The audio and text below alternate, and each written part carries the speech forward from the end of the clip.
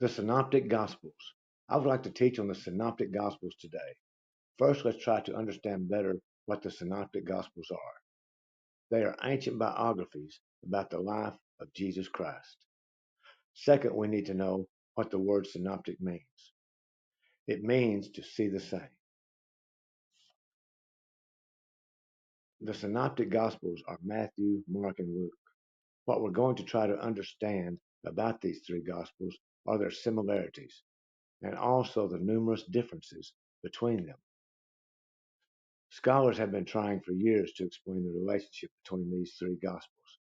So we're going to try to get into it.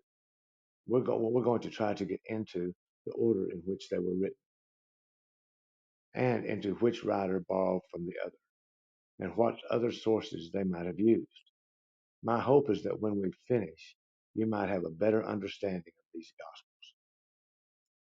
The first thing I want to talk about is which one was written first. You can tell if you put them side by side that the order that they're in the Bible is most likely wrong. Mark was probably first, and then Matthew and Luke, because Matthew and Luke both apparently borrowed a lot of their Gospels from Mark. But the order of events seems to be more original in Mark. There are several theories about the sources that Matthew and Luke used, but because of time constraints, we're just going to talk about the most popular.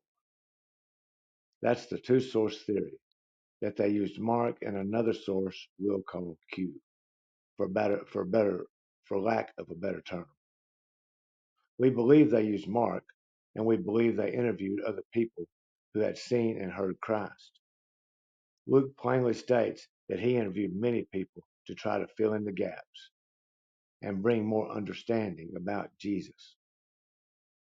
According to Dr. Craig Keener, the Gospels were written during living memory.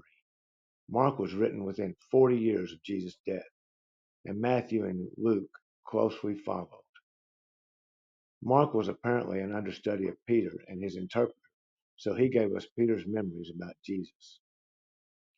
Oral history is within 60 to 80 years of a person's death, so he was even earlier in his writing.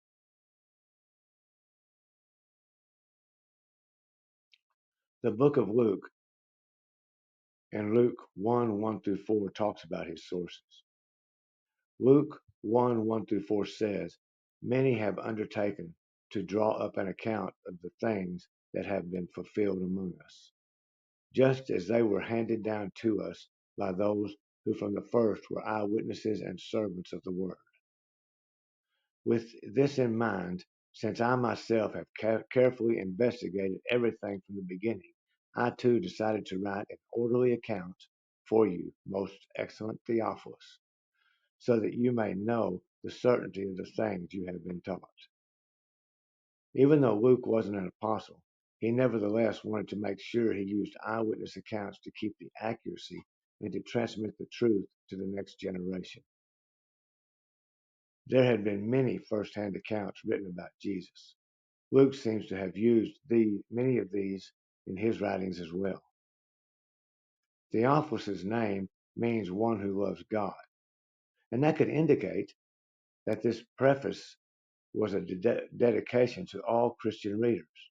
But most likely, though, Theophilus was a Roman patron of Luke who helped finance his writing. We don't know for sure, but obviously he was important to Luke at that time.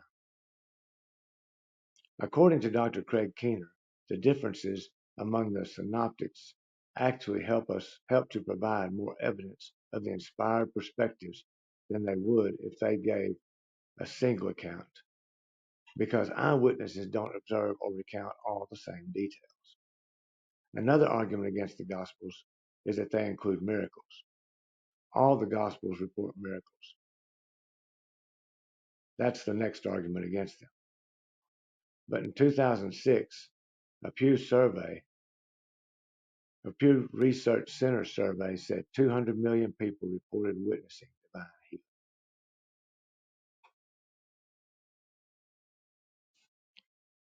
So, in conclusion, I believe I have given sufficient proof in the time allotted that the Gospels are as hard to disprove as they are to prove. but it's up to each of us to make that choice. Thank you.